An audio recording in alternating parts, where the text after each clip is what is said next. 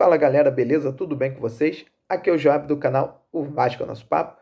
Vim trocar ideia com vocês, falar um pouco do nosso clube do coração, nosso clube Vasco da Gama, comentar em cima de notícias, falar ponto de vista que eu tenho de torcedor para torcedor. E eu queria entrar num tema com vocês se é melhor quantidade ou qualidade. Por isso que tem esses dois jogadores na capa do vídeo de hoje. O Kanté, que foi jogador do Chelsea, e o Drax, que foi jogador do Paris Saint-Germain.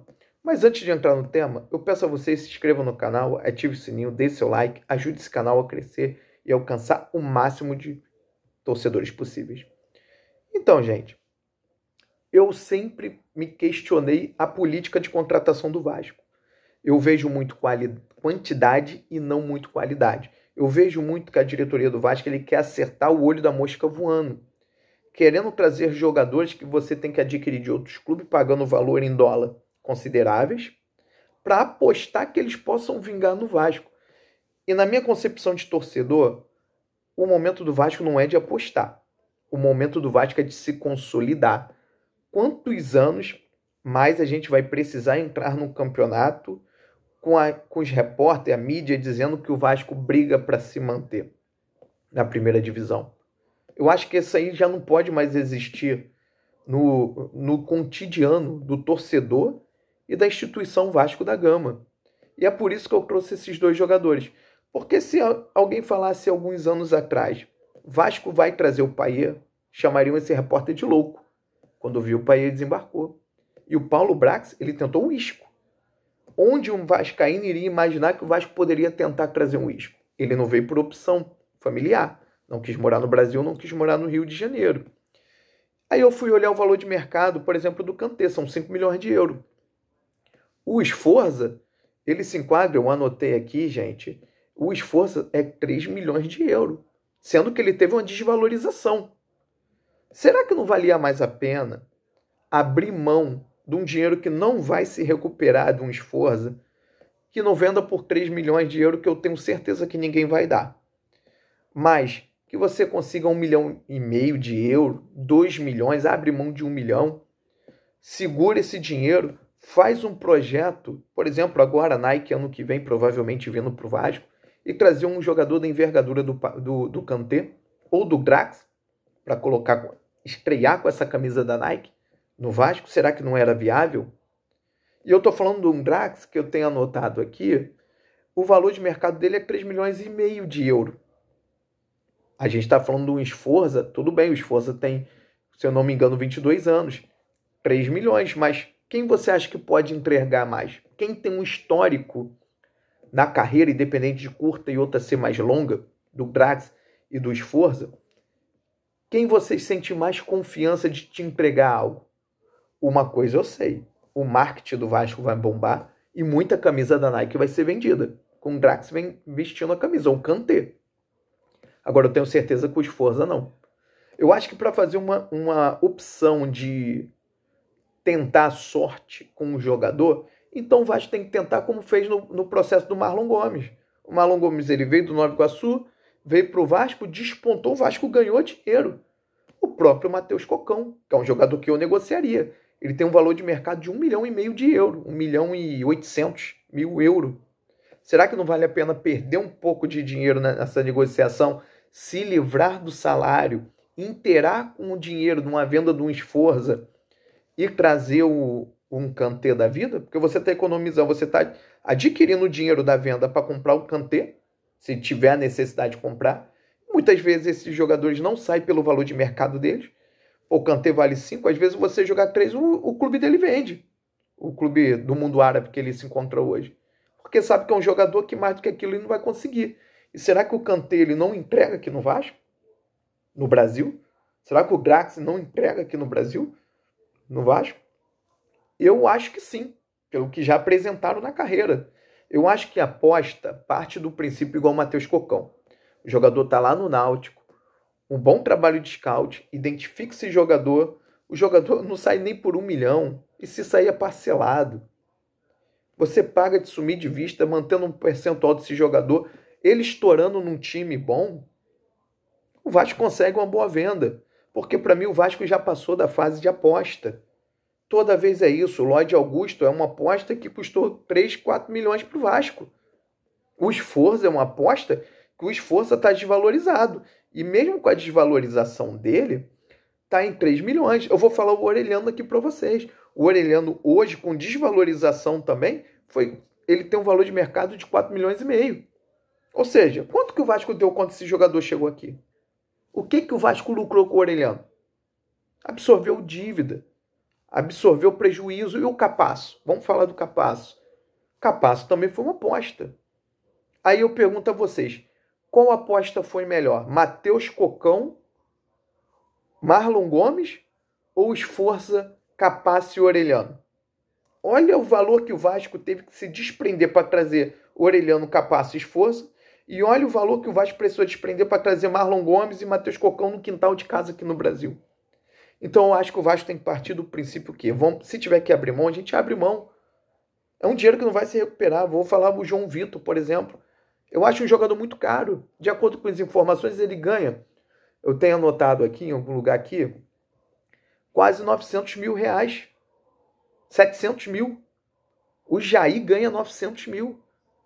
Gente, olha o salário desses dois jogadores.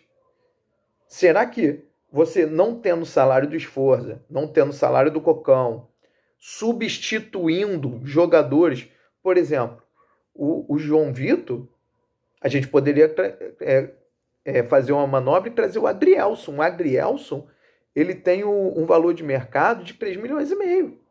Acho um jogador mais confiável, que jogou no Botafogo, do que o João Vitor. Será que o Vasco deu 7 milhões, gente.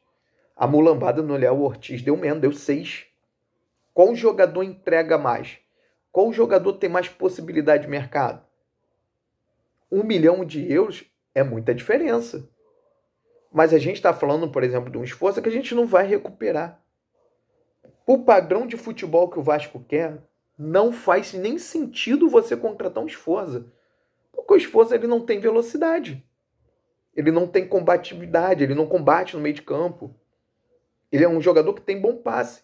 Mas para a característica que o Sforza tem e que o Vasco gastou, então por que não ficou com o JP? Foi mandar ele para o Avaí. Bom passe, então o JP também tem. Lento, ele também é. Ele não briga no meio de campo. É um jogador técnico, mas não tem as valências que o futebol pede hoje. Então por que você se livra do JP, mas fica morrendo agarrado com o Sforza? E não é nada contra o jogador. É questão de melhorar o plantel. Por que você deixa o Jair jogar mais uma partida, você fica preso com ele até o final do ano, tendo que pagar um salário absurdo de 900 mil? É quase 1 milhão, gente. 6 meses de contrato praticamente são 6 milhões.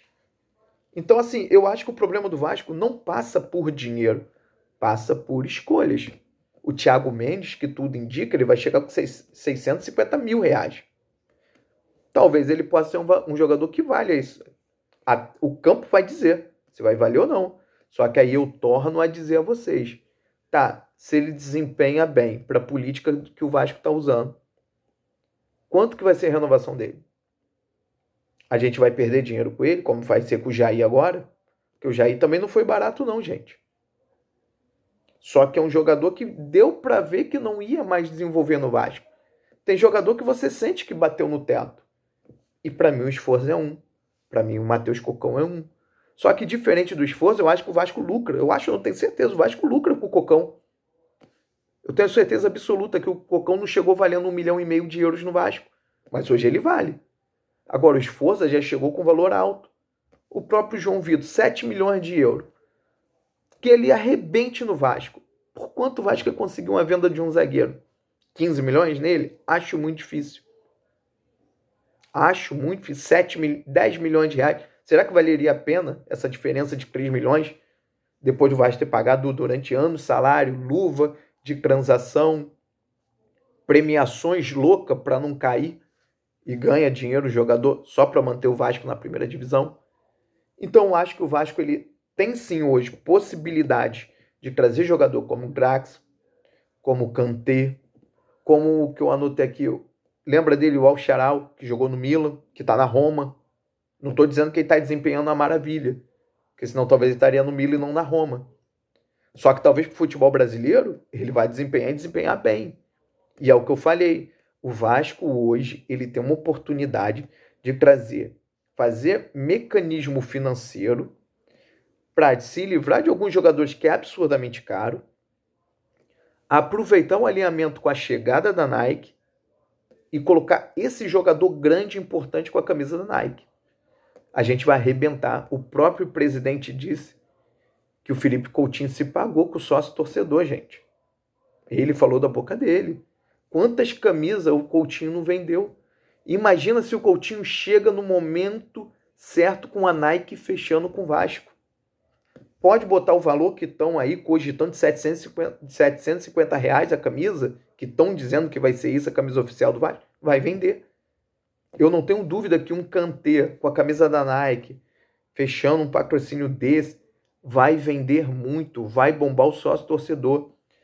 E sem contar que a mudança que a gente quer passa por ter esse tipo de jogador.